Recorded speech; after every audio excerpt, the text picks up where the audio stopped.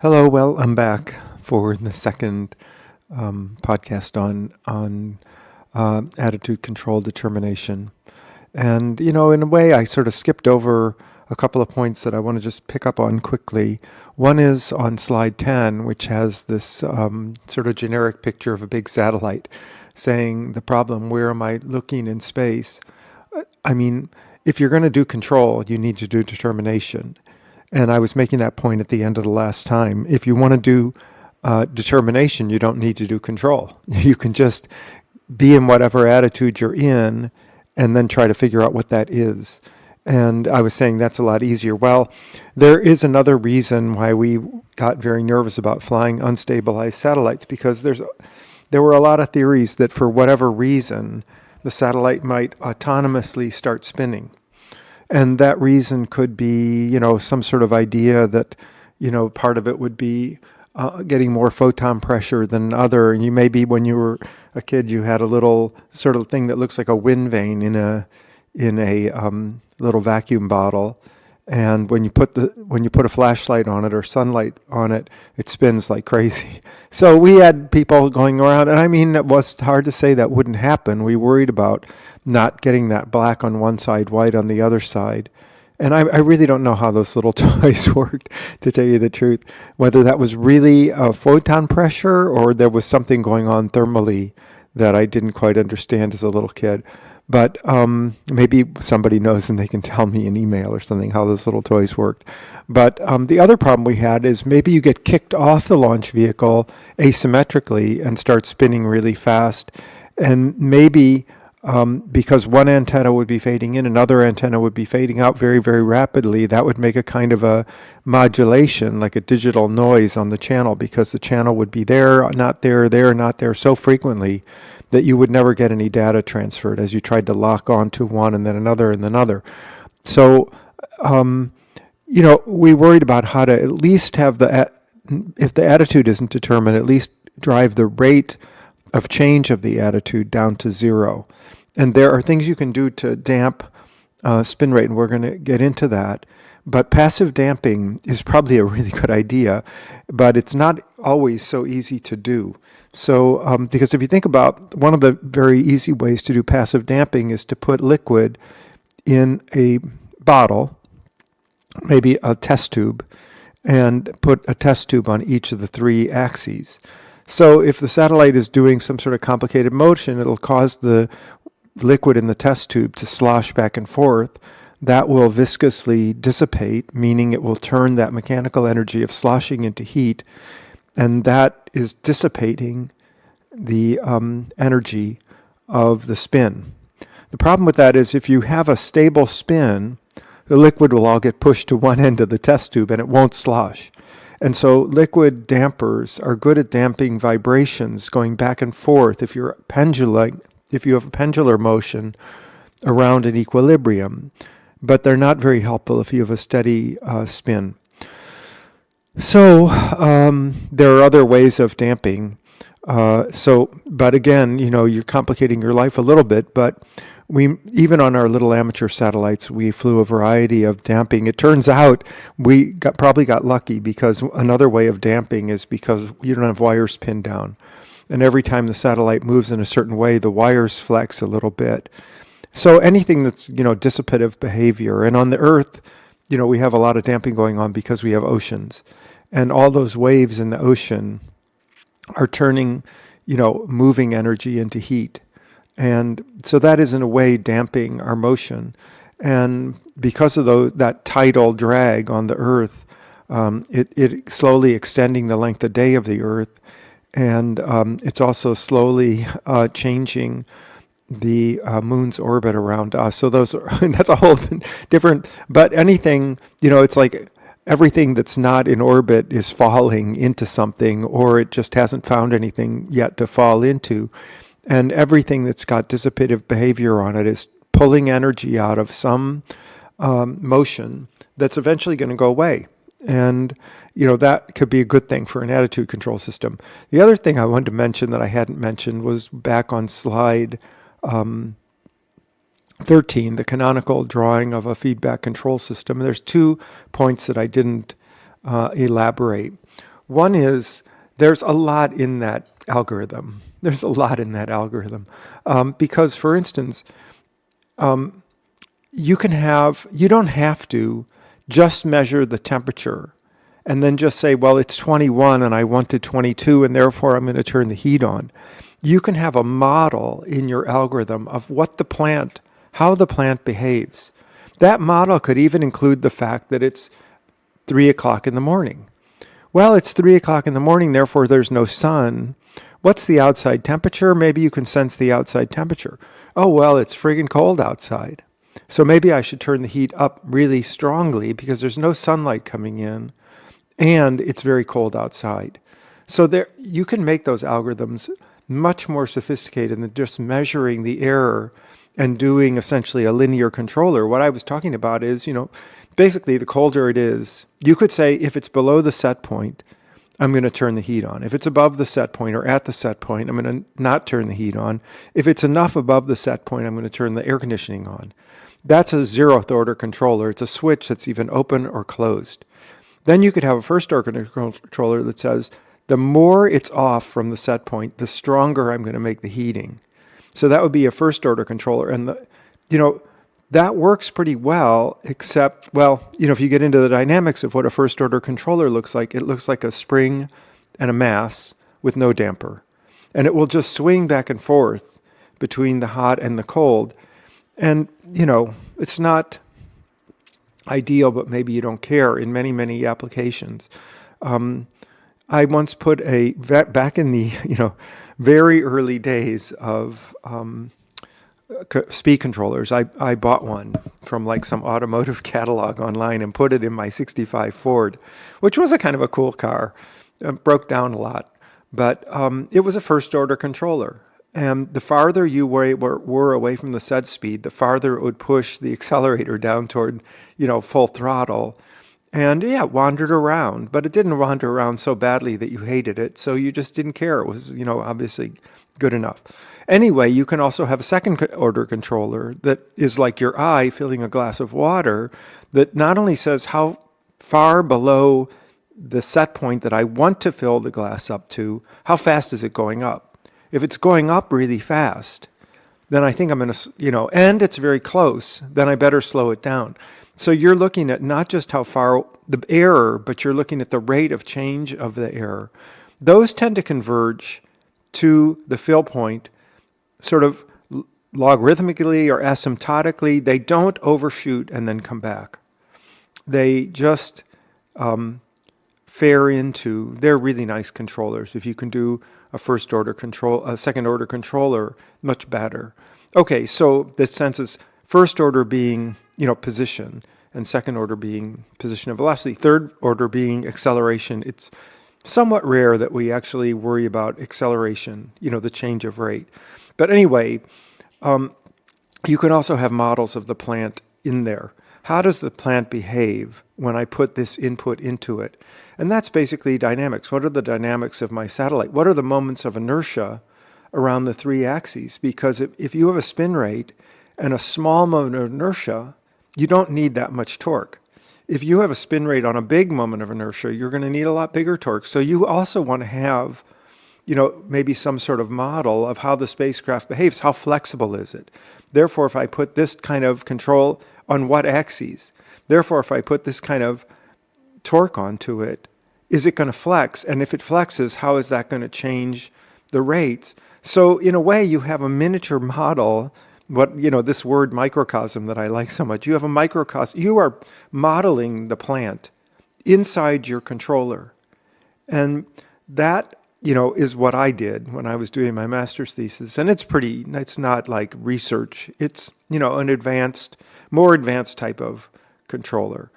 And then there are learning controllers, adaptive controllers that nowadays we would call artificial intelligence. And I don't know if that's giving them too much credit.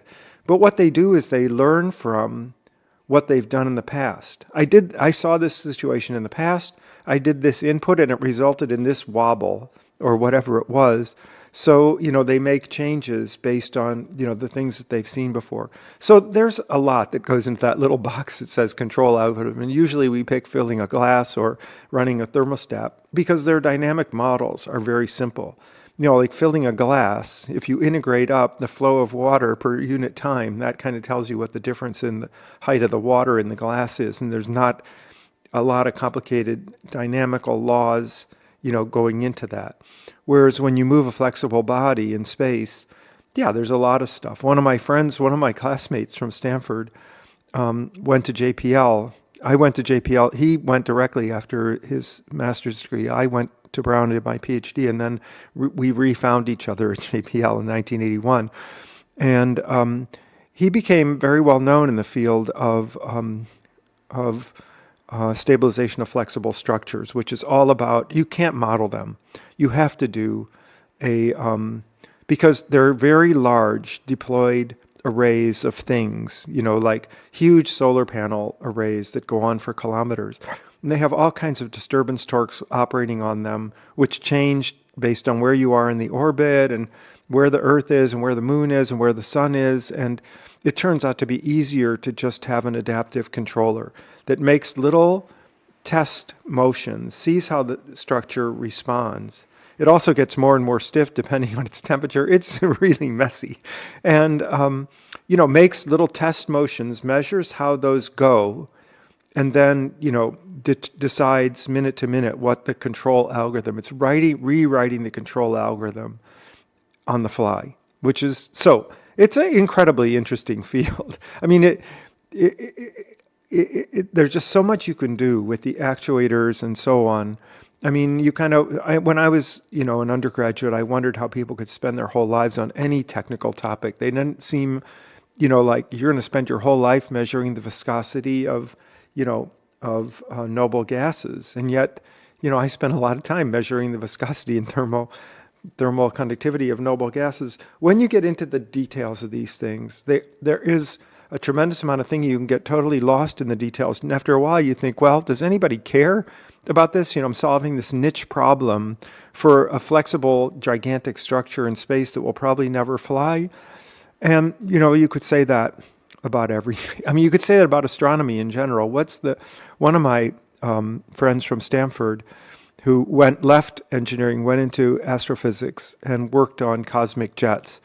And we used to always pick on it because what is the use of But I mean, the guy was an expert. You never know where these things are gonna pay off. I was particularly into propulsion and combustion.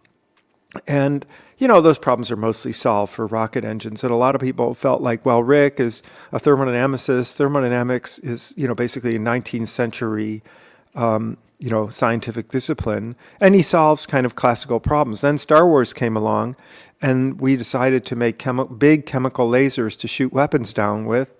And how do you make a laser that powerful? It's way too powerful to just like plug it into the wall socket.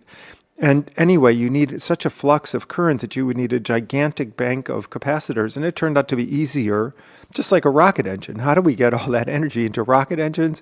Chemical bonds, because we can handle gallons, hundreds or thousands of gallons or of cubic of liters of rocket propellant per second. And that's a flux of energy that we cannot, easily find in the electrical world. And so we were trying to make lasers out of, burning hydrogen and fluorine and HF laser. And all of a sudden, it was really important to find people who understood a combustion chamber and how fast chemical kinetics happen and what kind of radicals are formed according to the pressure, according to the dwell time in the chamber. And, so you just never know where these things are going to go.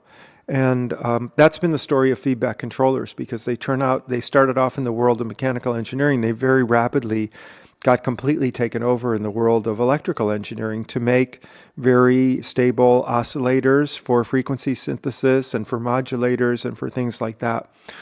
And for making very stable lasers that are used for laser communication because, you have many, many channels on many, many laser wavelengths.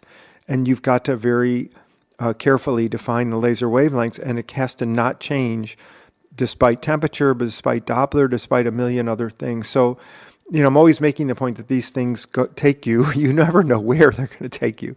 And, it's definitely the case for feedback control. The other point I wanted to make is that we have this canonical idea of how feedback control works. And it all starts off with this diagram. And I've always wondered, is that all there is? Is this like, in a way, God built the universe, let's say, and he built it, or she built it, with feedback control as the way that we control things? Or are there other ways that we could be controlling things instead of constantly having this model that, well, there's a set point and there's a sensor and therefore there's an error and then, there's a plant and we have to control it. And I always felt like there's got to be more out there. There's got to be other ways. But in fact, looking around in the natural world, how flies, take off, or, how various things behave, when they're trying to accomplish a task. When you're trying to hit a nail with a hammer, you're pretty much doing this, and, your eyes are your sensor, or, many times your tactical sensation is your sensor, because as you're hitting the nail with a hammer, when you've got it centered and when the hammer is off center, because you can feel it when you hit the sweet spot. And, so, it may not be universal, but it's incredibly frequent that we find ourselves in those situations. Okay, so we completely talked our way around unstabilized, I think. And I added a few notes on guarding against spin-up. It's the last point on the cons. So far, I've never seen it happen.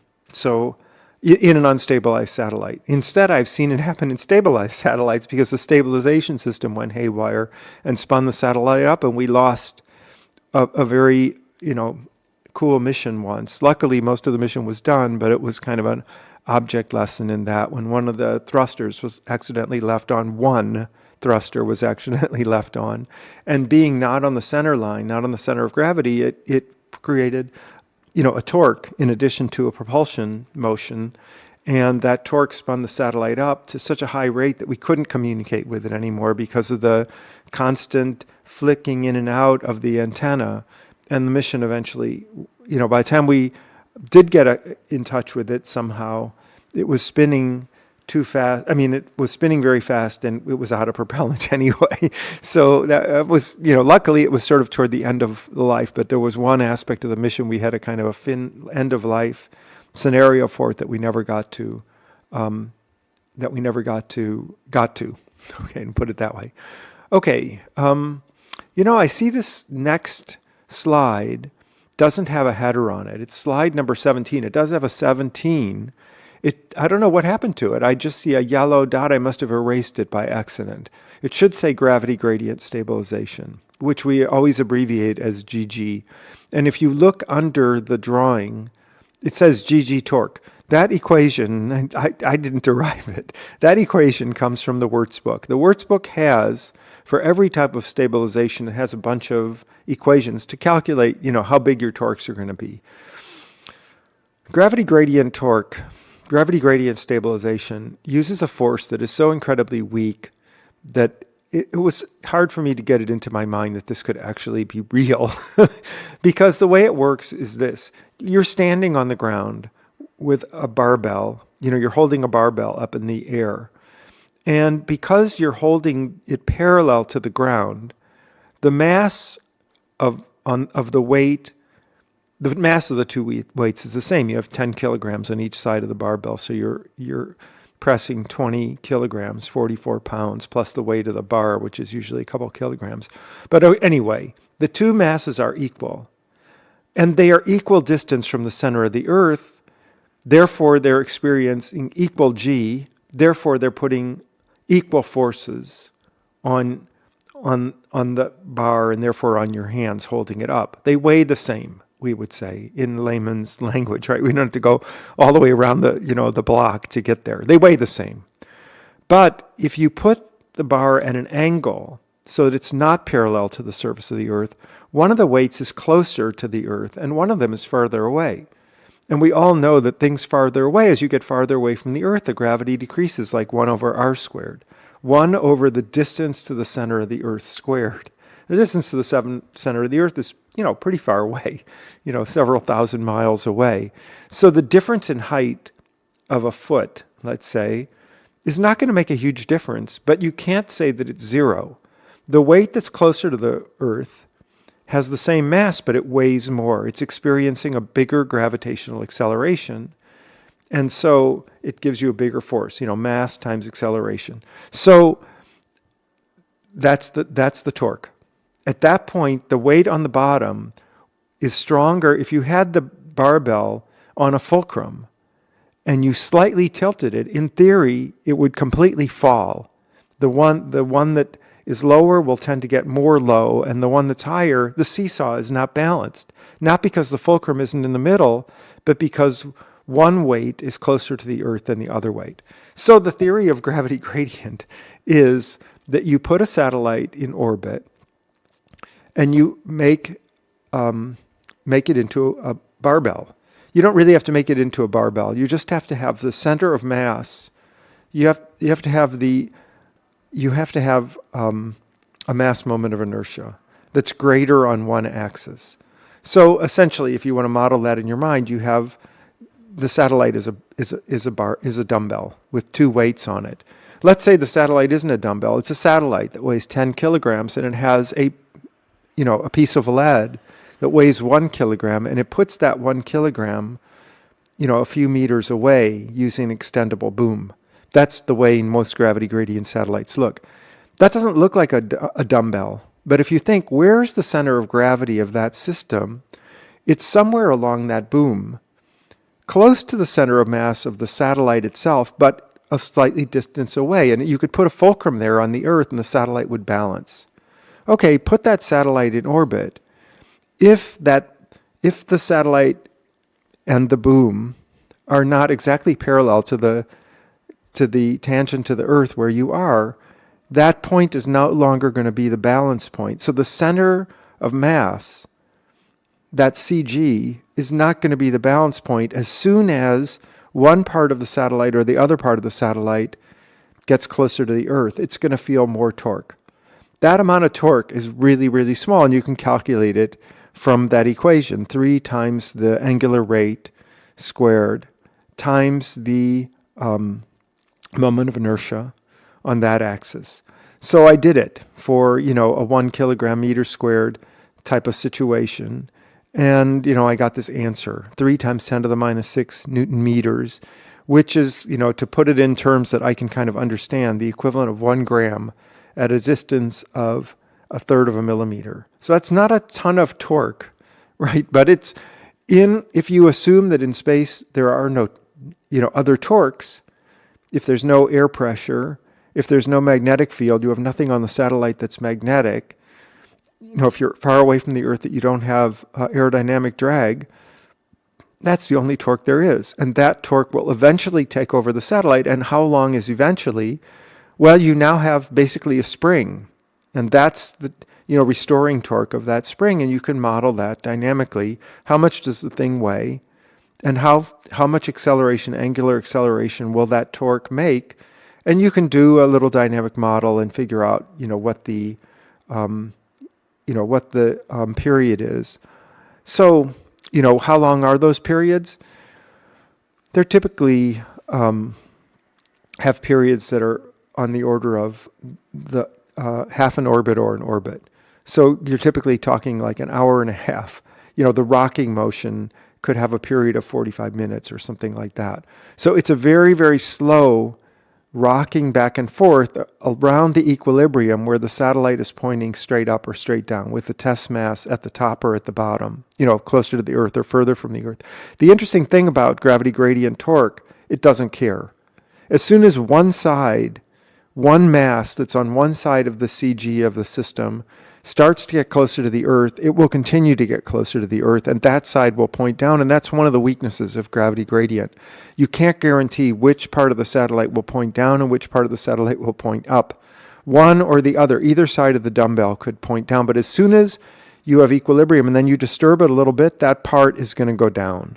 And if it's the wrong part that's pointing down, like the boom is usually not the part we want to point down, with the mass on the end of it. We usually want the satellite to point down.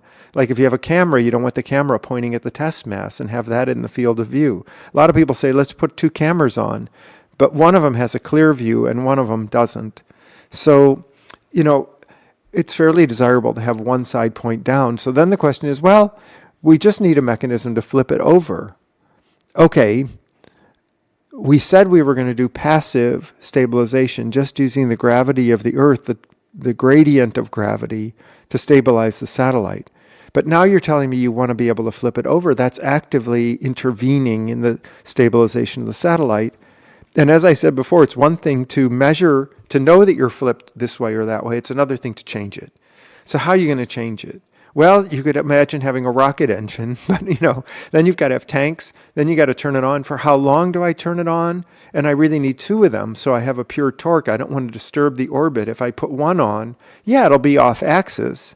I don't know which way it'll be off axis because I don't know if you think of yourself staring at the Earth and you have a kind of a clocking angle. I don't know where, I don't know what the rotation angle along the axis, rotating it along the axis of the boom, I don't know what that angle is. Therefore, I don't know which way that rocket, I know the rocket will flip me over, but I don't know which way I'm going to flip over. Am I flipping over in the orbit plane, perpendicular to the orbit plane, per that picture?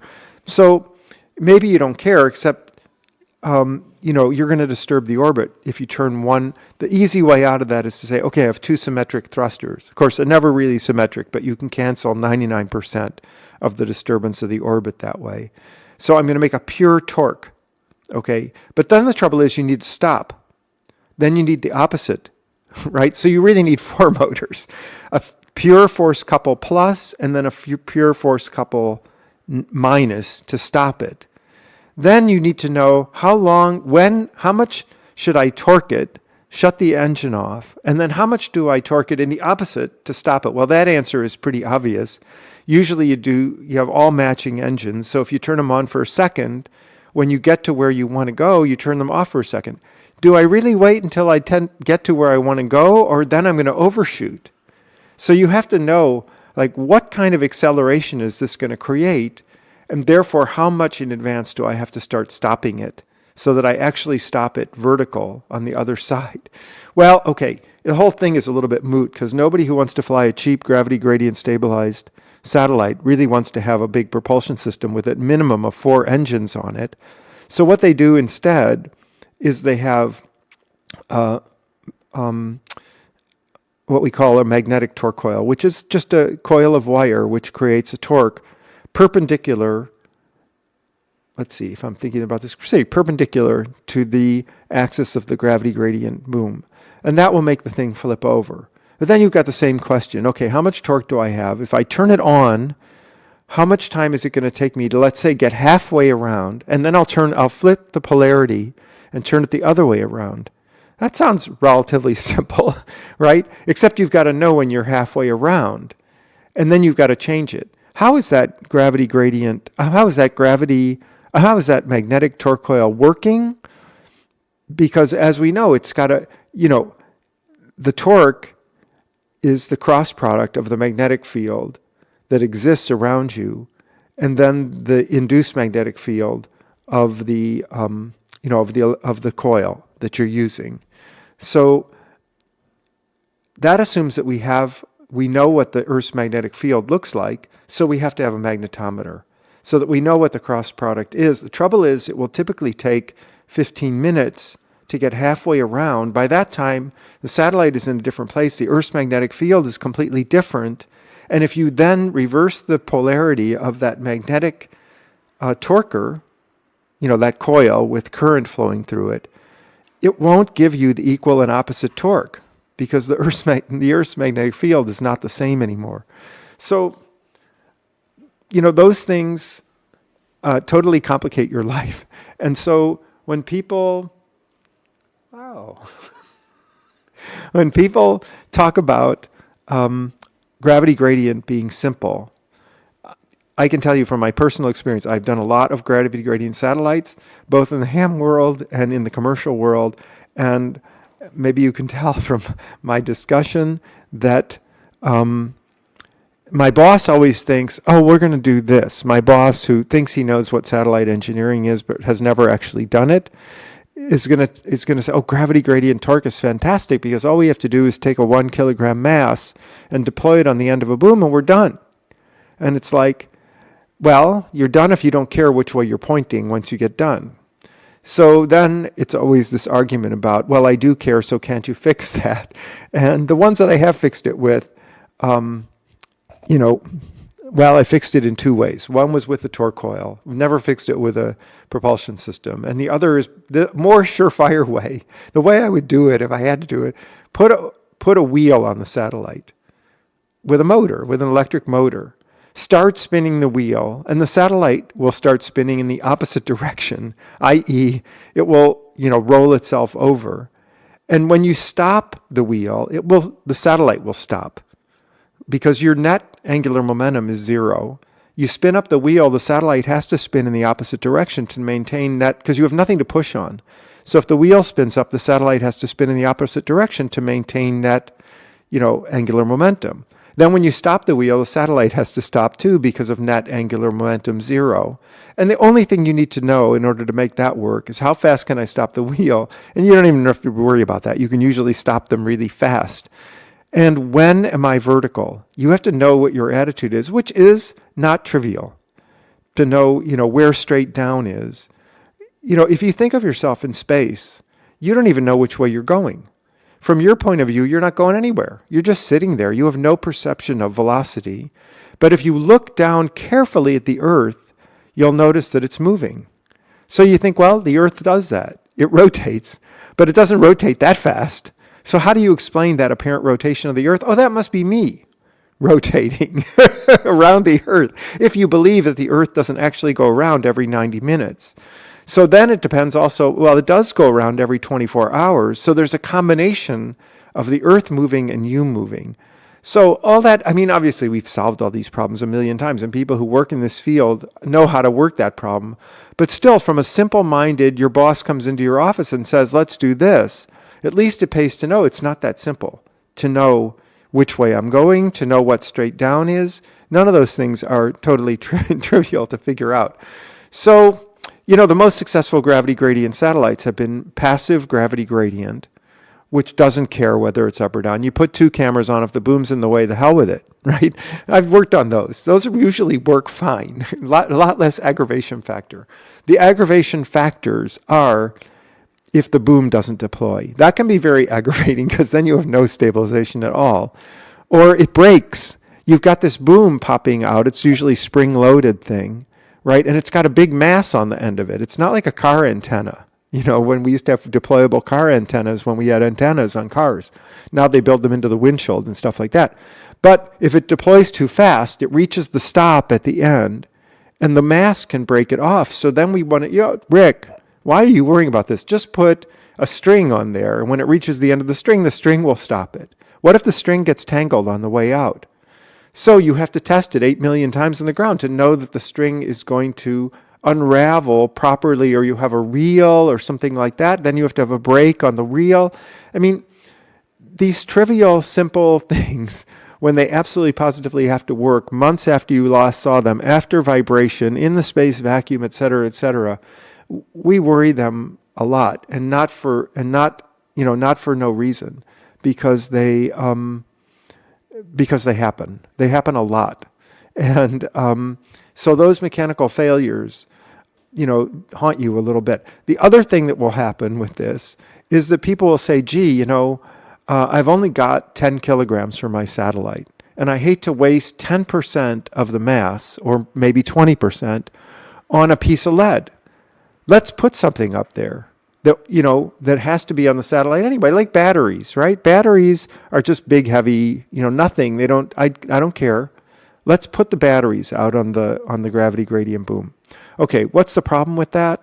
Is now you've got to have battery cables that run over the length of the boom, and they are not like a wire. They are not like a string. They're rigid, right? They're braided wire.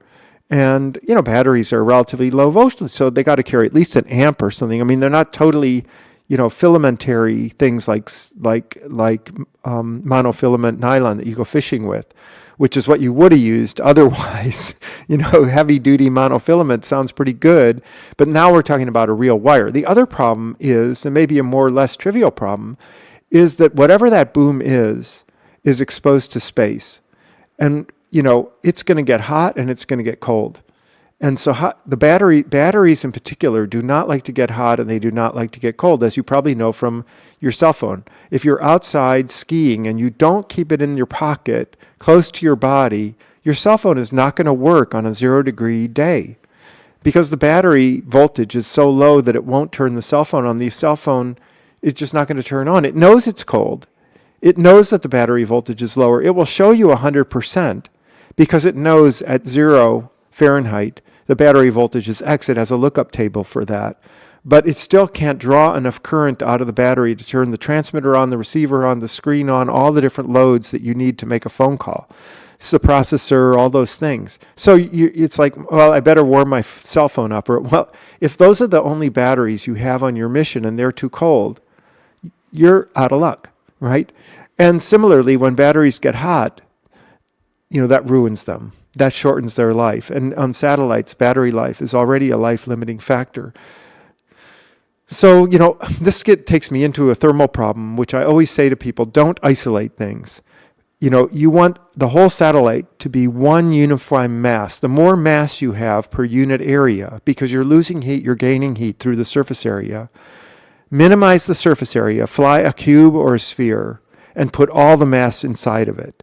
That will give you the most stable temperature. The least stable temperature is a piece of aluminum foil. When the piece of aluminum foil goes into the sun, it's super hot. I don't know how hot. Depends what color the aluminum foil is. If it's black, it'll be 400, 600 C before it starts radiating enough to cool itself off, right? And when it goes in the shade, it's going to get very cold. How cold? Well, it depends what it's in the shade of.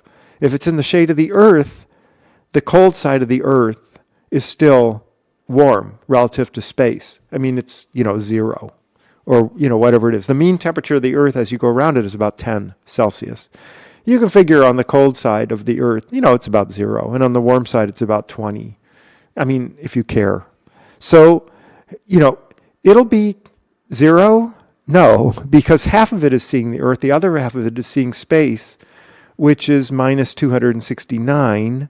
So, it's going to be someplace between, 0 and minus 269, and it can change really quickly. So the minute it goes into the shade, it's going to reach an equilibrium temperature that's someplace in the minus 100. And as soon as it goes in the sun, it's going to reach a new equilibrium, which is kind of plus 400, let's say. That's terrible, right? You're not going to get anything to work like that. So, but the best thing would be to fly a basketball painted white so that it doesn't absorb much heat and it doesn't radiate very well either way, as opposed to a black body basketball. Okay, so I'm getting way ahead of myself here, but only to say that a battery in a box at the end of a boom with nothing else around it is going to get very hot and very cold. You can paint it white. I highly recommend that.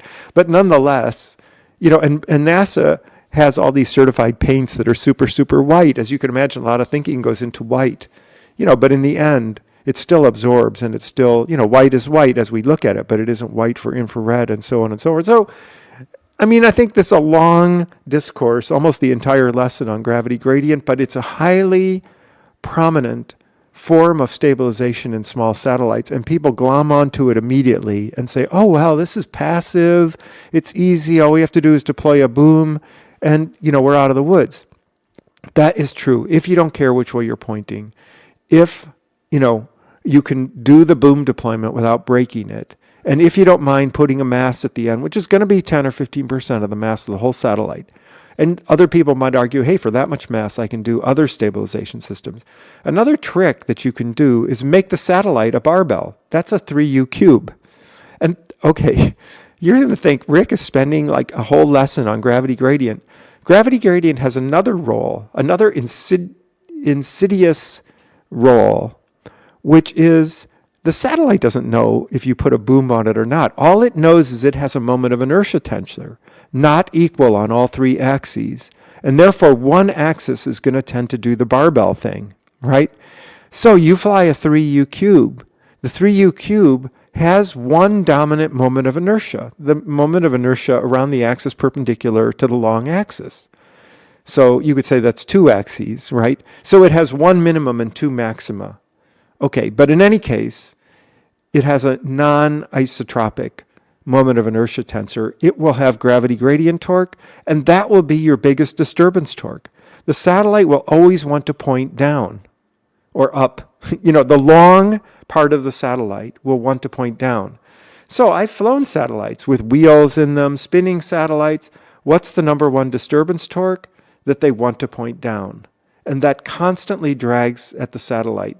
You're trying to keep it horizontal. No. It wants to point down. And so gravity gradient is always there. You never get rid of it.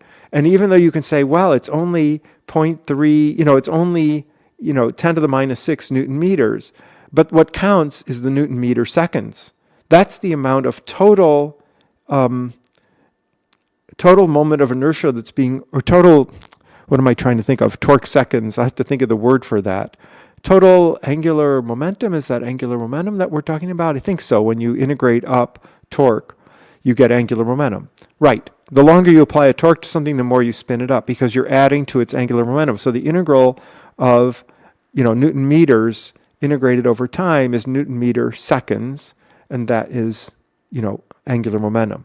So if you're going to compensate for that with propulsion, it's a losing battle. You're eventually going to run out of propulsion. If you try to compensate that by spinning a wheel up, eventually that wheel is going to be at its red line and you can't spin it up anymore. So you have to have a plan.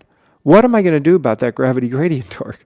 Because eventually, even it's death by, it's Chinese water torture, what we used to call Chinese water torture. I don't know if there ever was Chinese water torture, but it's a good image. It's just drop by drop by drop. The drops of water eventually smooth out stones, and that's what's going to happen to you. So gravity gradient torque is important way beyond small satellites. The only way to really get away from it is to get away from the Earth. The farther away you are from the Earth, obviously in this equation you say, well, there's no distance from the Earth in this equation, but there's omega. Omega, your angular velocity around the Earth. The higher your orbit is, the slower your orbit is, right? Because at low Earth orbit, we go around the Earth in 90 minutes. At geosynchronous, we go around the Earth in 24 hours. At the distance of the moon, we go around the Earth once a month. So we know that the farther away you get from something, the longer it takes to go around it, the lower omega is, and it asymptotically drops off to zero. So, this is not a big problem if you're Voyager and you're going off to other planets until you get to the planet, right? And the interesting thing about gravity gradient torque, and I do get to this on another group of slides, is that the moon is gravity gradient stabilized to the Earth, and that's why one side of it always points at us. It could have stabilized the other way around. It just so happens that the side that's pointing at us is the side that's pointing at us. So the moon is gravity gradient stabilized to the Earth. The Earth is gravity gradient stabilized to the moon, except it hasn't been captured yet. But eventually it will be. Eventually the Earth will be gravity gradient stabilized to the moon because the tides are slowly taking our rotational energy away, and asymmetrically. There's always a preference to be pointing at the moon, one side of the Earth or the other because of the gravity gradient. And over the course of billions of years, we will be pointing at the moon and the moon will be pointing at us. And if we look out into planetary systems with moons, very old ones, the moon stares at the planet and the planet stares. We know how old they are, by what phase they are. If the moon isn't locked yet, it's a young moon. If the moon is locked to the planet, it's a medium age, middle age system. If the planet is locked to the moon and the moon is locked to the planet, it's a very old system because obviously the planet is much heavier, has more angular momentum, will take a lot longer.